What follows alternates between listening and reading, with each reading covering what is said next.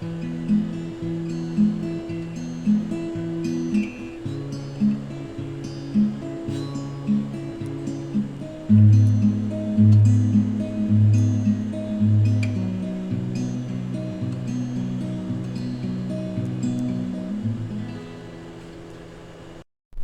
what's up, guys? Welcome back to the podcast. Jason and Aiden here. Happy Memorial Day. So today we're going to be doing a special on red, white, and blue plants of the Southwest.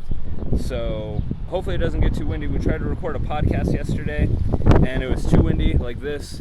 So hopefully it doesn't get too windy. I'm going to try a different method where I have the Bluetooth headphones in and see if that helps any. But for now, we're going to be going around today, or right now anyway. We're in the front yard. So check it out. This is what we're working with today. This is, I just scared a bee off. I'm so sorry. This is Gaillardia. This is some type of Gaillardia species. It looks like it might be grandiflora just because how big the flower is. Look how big that shit is. I love it. It's in the Asteraceae family. So these little things on the side here, the like red tinted yellow, they look like petals. They're technically ray flowers actually, and they're just to attract the pollinators. And then you have these disc flowers in the middle that actually hold every single one of these little things, holds pollen.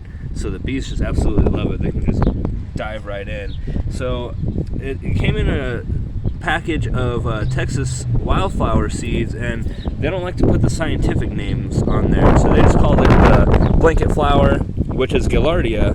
But again, I don't know if it's Pulchella or if it's grandiflora. Based off of the size of that thing, it looks like it might be grandiflora. And then here we have I believe this is also in the Asteraceae family. Texas, I think this is Texas bluebonnet or cornflower. I know it is cornflower. I don't remember the scientific name. I'm going to check this out. There's another bee. Scared it off again. But here's another one. This is a Coreopsis. Oh, the bee came back. If you can see if it focuses. But this is an annual Coreopsis. And then the only other thing that we have in the yard that can, that's part of the red, white, and blue series is these onions, these green onions. So these were actually bought and planted from store-bought onions from Albertsons, and I'm definitely going to harvest some seeds. Like you can see seed going in there. I'm definitely going to harvest some of those just because it's ridiculously genetically superior. I mean, you can tell. Look at look how big that shit is, dude. That's like as tall as my kid. Shit's fucking crazy. But look at all these individual little flowers. All of these are like, a lot of these are closed off already. But when they bloom, it's like super fucking cool. Each one of these is an individual flower, so it's a big, just clusterfuck of flowers, which is really cool. So yeah, me and Aiden are gonna go out. Found out that the stupid fucking air conditioner in the car went out. The blower went out. And it's Memorial Day, so no one's going to be open to fix it. So we're just going to have to deal with the heat. Luckily, it's not too bad right now, but we're just going to have to deal with the heat today. We're going to go check out a trail after we water the greenhouse, and we'll check back in with some more red, white, and blue. All right, peace out. So here, watering the greenhouse, chili greenhouse and cotton greenhouse for my job in Dr. Sum Sunogo's lab. But I just wanted to, look, a wasp. Well, shit, maybe we'll go to the next plant. Look at that fucking guy. Alright, well, we'll leave you alone. So we stopped recording because there was a wasp on the first one that I almost accidentally touched. And, nobody wants to get stung by that. But anyway, like I said, here, watering the greenhouses for Dr. Sunogo's lab.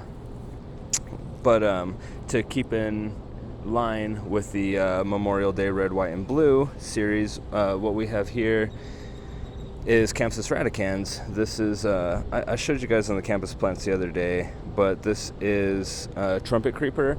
So you know, like this series was plants of the Southwest, red, white, and blue. This isn't necessarily a plant of the Southwest. It's actually very invasive. It does good here. That's why it's so invasive. But it'll actually start, you can see over there, it's climbing on the poles and shit. And it'll actually start, look, there's another one up there climbing up the building. This is the shit I'm talking about. It'll climb up buildings. It's like kudzu. But it has these trumpet-shaped flowers, and Campsis actually comes from, I believe it's Greek, the word kempe, and it stands for bent. The word kempe means bent, and so as you can see, if you look inside here, the stamens in here are bent. So, you know, things get in there and they start pollinating and stuff like that. Since they're trumpet-shaped flowers, one can only assume that they're pollinated by hummingbirds, long-tongued bees, and stuff like that. There's some buds forming right there on this one. But super easy to clone. Actually, you just take a little bit of the softwood here, and I don't even think you need rooting hormone. I think you just put it like straight in water, you know, straight in some kind of soilless medium, and you can see the stamens here. After the flowers start shriveling up, they protrude out. They stay their same length, they protrude out, and they start kind of burning in the hot desert sun. There's another plant that looks like this that's called a Tacoma stands. There's like the orange jubilee. Normally the Tacoma stands is just the yellow, has the yellow flowers that kind of look like this, but the stamens aren't bent. But then there's like the orange jubilee variety of the Tacoma, where it has actually like these reddish flowers as well. So don't get them confused. The Tacoma actually does well here without being invasive. These ones do well here too, but they're also invasive. So I wouldn't recommend planting them. And then here, check this out. While we're here, we actually have another. Oh, sorry. Speaking of, this is a member of the Bignoniaceae family, the trumpet creeper family, which is named after that. This is actually the trumpet creeper right there. And then right here we have what I believe is some Erigeron species. I believe Erigeron divergens. This is in the Asteraceae family as well. You can tell just from the morphology of the flower. I know it's some type of Erigeron. I just don't know specifically the species. Erigerons are kind of the fleabane daisies. They're kind of hard to tell to a species level, unless I'm just not that good of a botanist. But yeah, we'll be back with more red, white, and blue. So me and Aiden were just back here at Skiing Hall, filling up on you know, granola bars from the vending machine and all that shit. But I remembered that there was another white flowered species growing out here outside of Skiing Hall. So this is what's called star jasmine, Tricholospermum jasminoides. It's in the Apocynaceae family, which is the dogbane family.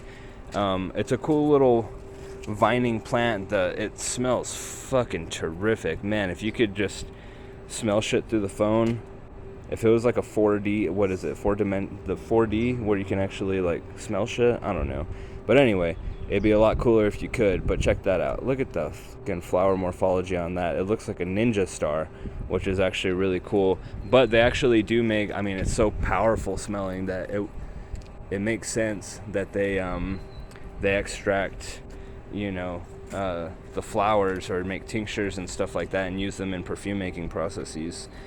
But it's just a super cool plant. As far as I know, it's not invasive or anything like that. It's not native. It's native to Asia.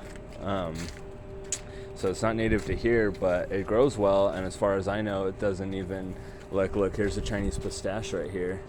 And it's not even really affecting it. It's not really even growing on it. It is a little bit, but not to the point where it's detrimental to the tree.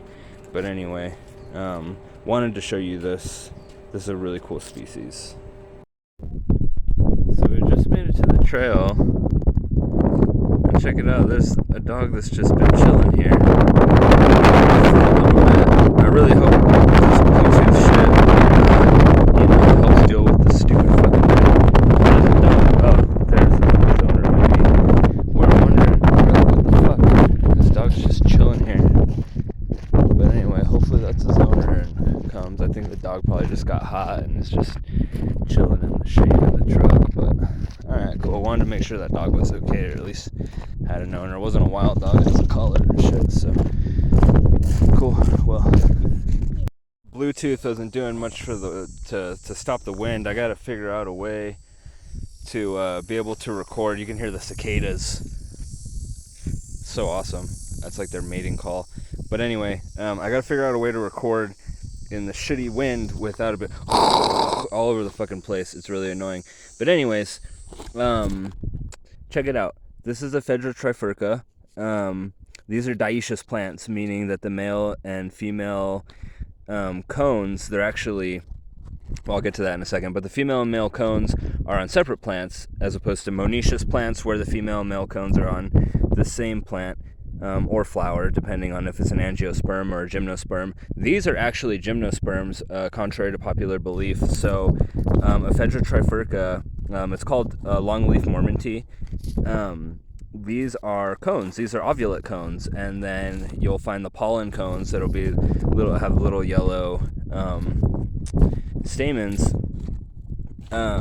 on the male plants of this particular species. So this is actually the reason they call it ephedra is because it has an alkaloid in it called ephedrine. So as a matter of fact, you can make moon tea out of this, which is kind of cool. You just chop a bunch of these up, throw them in a mason jar with water, leave them out overnight, and then it should pull a lot of the ephedrine from it. And the ephedrine is it's an alkaloid, so it's a central nervous system stimulator, just the same as caffeine, cocaine, stuff like that. So generally speaking, something that ends in ine is going to be an alkaloid.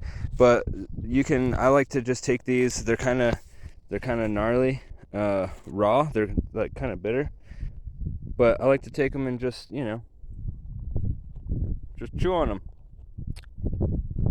After a while, you chew on them, they stay bitter, and you really have to make gallons and gallons of this shit to even get the smallest effect of the ephedrine.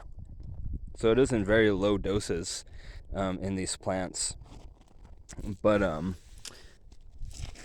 like again, red, white, and blue series, it's not a flower, but it's an ovulate cone for this gymnosperm, Ephedra trifurca, longleaf mormontii.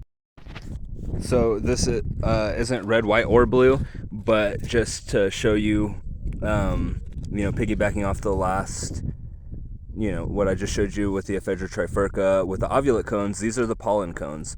So you can see each one of these little reproductive organs right here contains the pollen. So again, this is the male plant, the male Ephedra trifurca, and then the one that I just showed you with ovulate cones is the female Ephedra trifurca. So native vegetation, dominant form of vegetation. You can see it fucking everywhere. But anyways, oh, and by the way, I don't know if I mentioned this, but we're on the Sierra Vista Trail, which is actually a trail that goes all the way from Las Cruces, New Mexico to El Paso, Texas, which is kind of cool.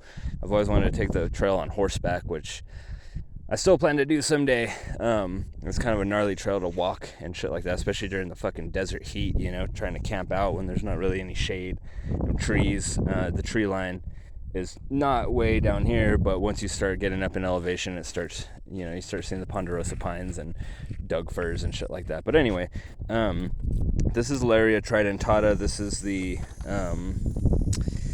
creosote bush. Like I said, I think I mentioned I tried to make a podcast. Me and Aiden tried to make a podcast episode yesterday in the Donianas, but the problem is it was too fucking windy, so you couldn't even hear what we were saying. You could just hear the of the wind, which nobody wants to hear on a fucking podcast.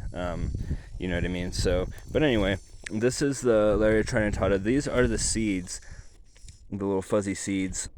This is one of those plants where the only way to really grow it is to not try to grow it. It's very, very fucking particular, extremely hard to grow from seed, but for some reason it loves the desert conditions out here and grows really well from seed out here. But you can see, hopefully I can just talk over the wind and it's not too much of a distraction.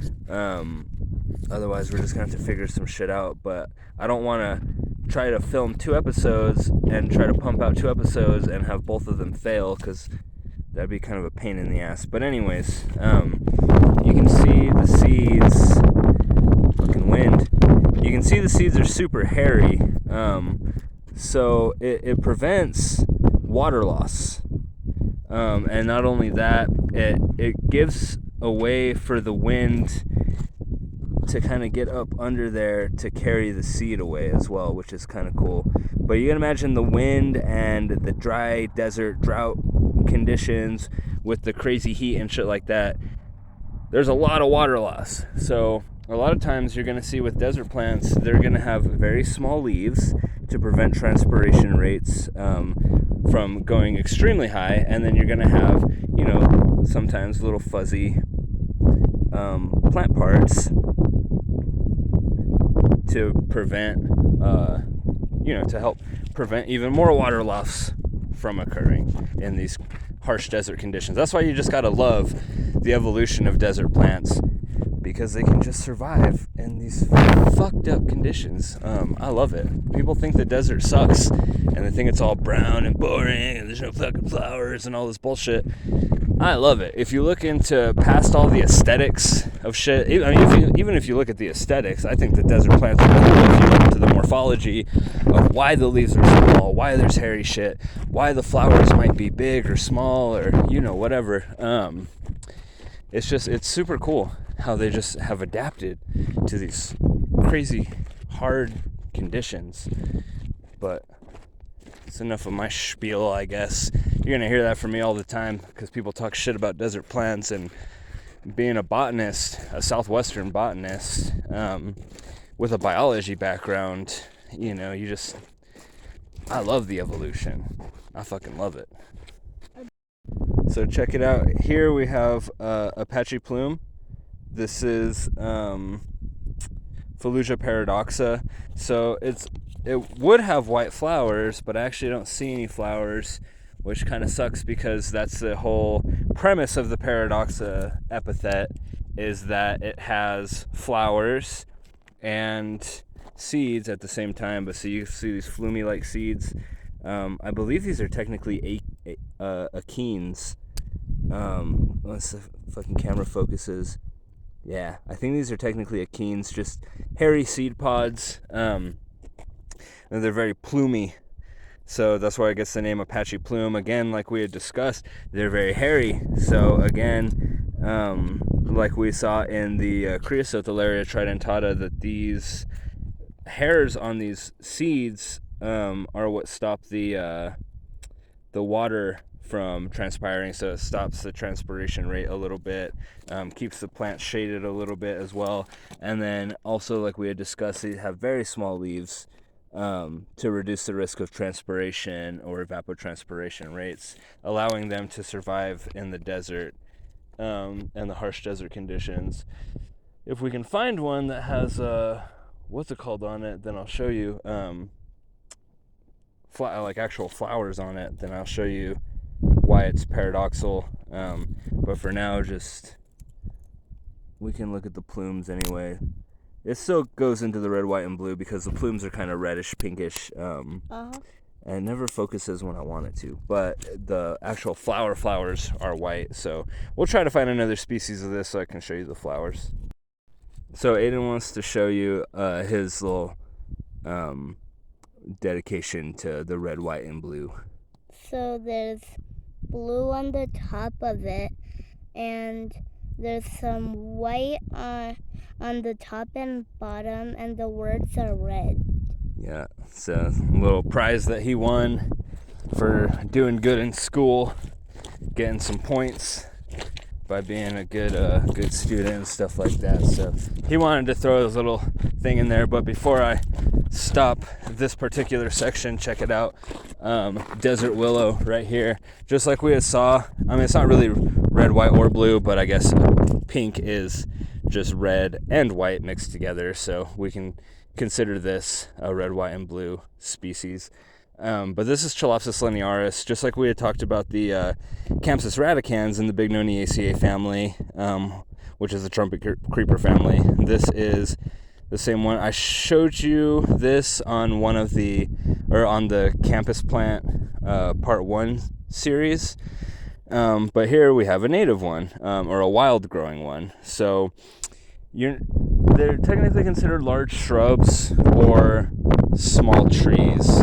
If you look into the definition of a tree, it's very ambiguous. So really, basically a tree is just like a single trunk, and a large shrub is multiple trunks that's over a certain height, or whatever. But these in the wild are really going to be considered large shrubs.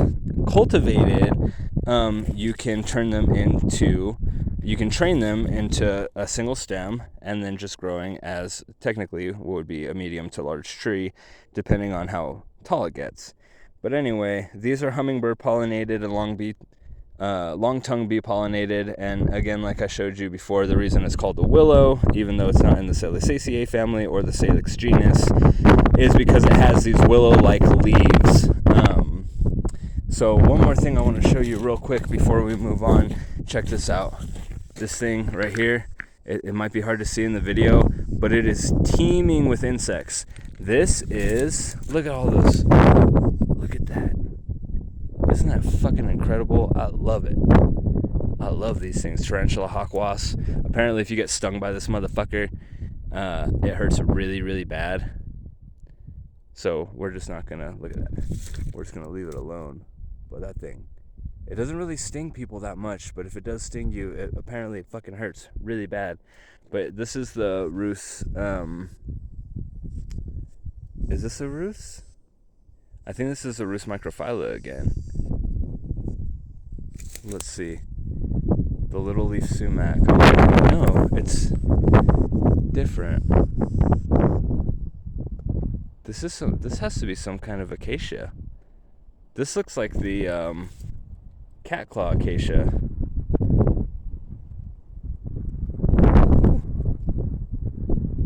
But it's actually very hard to tell because I've never seen them with white flowers before.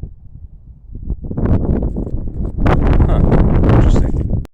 Check it out. Me and Aiden drove down this strip 2 or 3 times because when we were going to the trail originally, we found some of this Ratibita. Oh, look, there's a bee in there too. Sleeping Bee Podcast. I already know what's up. This Ratibita Columnifera. There was one that was yellow, down quite a ways, but we wanted to stick with the theme, the red, white, and blue. This is still the same thing. Ratibita Columnifera. They call it Mexican hat because it looks like a sombrero. It's in the Asteraceae family. So these cones actually have little individual flowers on them. So these would be the disc flowers, and then the ray flowers here.